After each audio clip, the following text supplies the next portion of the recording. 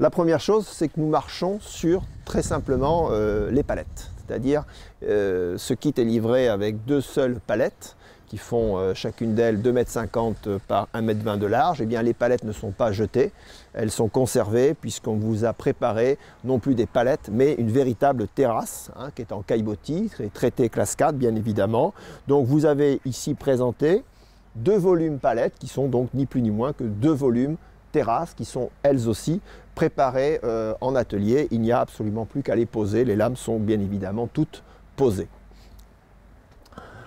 Deuxième point important au niveau de ce module, au niveau de son extérieur, donc on retrouve ici notre bardage, je le rappelle, qui est un bardage Douglas, hein, qui est pré-traité, hein, il n'y a pas de traitement à faire de plus. On va d'ailleurs le laisser un peu ressuyer, c'est-à-dire sortir un petit peu ce qu'on appelle ces sels de traitement qui vont se ressuyer avec le temps.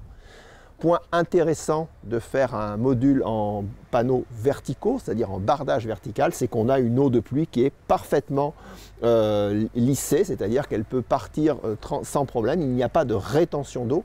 C'est le point très important dans la maison bois, qu'elle soit en panneau sandwich ou en toute autre structure. Il ne faut pas de rétention d'eau, il faut que l'eau file, et c'est le cas avec ce principe de bardage vertical. On retrouve, comme tous les bardages de maison bois, des principes de tête bombée, clouée, inox, qui sont elles aussi bien sûr posées en usine. Les angles, parlons-en, on a des angles métalliques bien évidemment, hein, qui sont anodisés et qui vous sont livrés aussi des petites vis avec les petits bouchons de finition. Tout ça est bien évidemment prédécoupé en usine, il y a uniquement une pose à faire, il n'y a pas de redécoupage de tôle à opérer.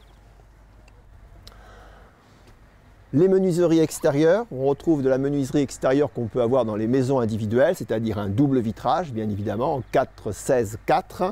Des menuiseries là en PVC plaxé, qui nous permet d'avoir une imitation alu sans en avoir les coûts, bien évidemment. Et vous avez la possibilité lors du montage, c'est un conseil que nous vous donnons, de dégonder la porte, hein, puisque vous avez ici les 3 qui permettent donc, les 3 gonds qui permettent donc de sortir la porte vitrée, puisque cet élément, la partie lourde, est généré bien évidemment par le volume de verre. Voilà, donc nous avons 2 portes vitrées en façade, tirant gauche et tirant droit, et nous verrons tout à l'heure pourquoi nous avons mis ces 2 portes vitrées en façade. Bien, et nous allons donc découvrir un petit peu l'aménagement intérieur pour un 15 mètres carrés. Donc là, en l'occurrence, nous avons 5 panneaux d'1,20 m. Particularité de ce système constructif, je le rappelle, c'est toujours le même panneau, c'est-à-dire que ce soit le sol, les murs et la partie toiture, nous avons toujours le même panneau. Ça permet donc au niveau du montage de ne pas avoir à se tromper et ça permet aussi d'avoir quelque chose de très homogène tant au niveau structurel qu'au niveau de l'isolation thermique. La finition des panneaux est intéressante à observer sur ce petit atelier, sur ce bureau, puisque nous avons une vitrification de parquet en sol qui permet de durcir notre panneau, qui, je le rappelle, est en peuplier.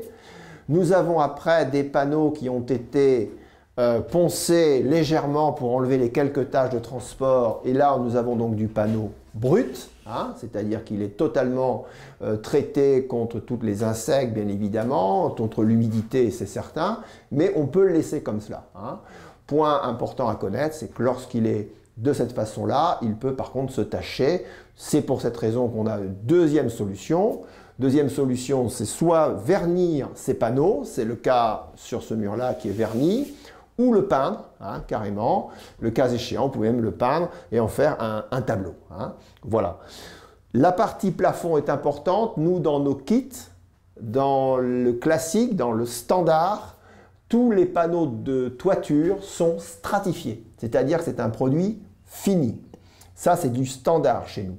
Ça vous permet, au moment où le panneau est posé, de ne plus avoir à faire quoi que ce soit, pas de peinture de finition, l'étanchéité à l'air et à l'eau étant assurée bien évidemment par les clés d'assemblage que nous avons vues préalablement et la finition qui, je le rappelle, est un EPDM, hein, c'est ni plus ni moins qu'un caoutchouc de voiture, de pneu de voiture, qui crée l'étanchéité totale et la partie étanche est sur une seule passe, hein, c'est-à-dire qu'il n'y a qu'un seul élément qui fait la couverture, l'étanchéité à l'eau. Il n'y a pas de soudure, il n'y a pas de collage. Ça se pose et ça se plaque sur les panneaux sandwich. Enfin, sur le revêtement de sol, j'y reviens un petit moment, vous avez aussi la solution d'y apporter soit un revêtement PVC souple ou du stratifié directement. Alors ce qui est intéressant dans le stratifié, c'est que nous avons la solution de vous fournir en chauffage par le sol, c'est-à-dire un petit, vous l'avez sur la photo de montage, un petit film plastique qui est relié électriquement et qui permet de chauffer son module le cas échéant. Pour tout renseignement sur le kit à portée de main, www.kitea.com.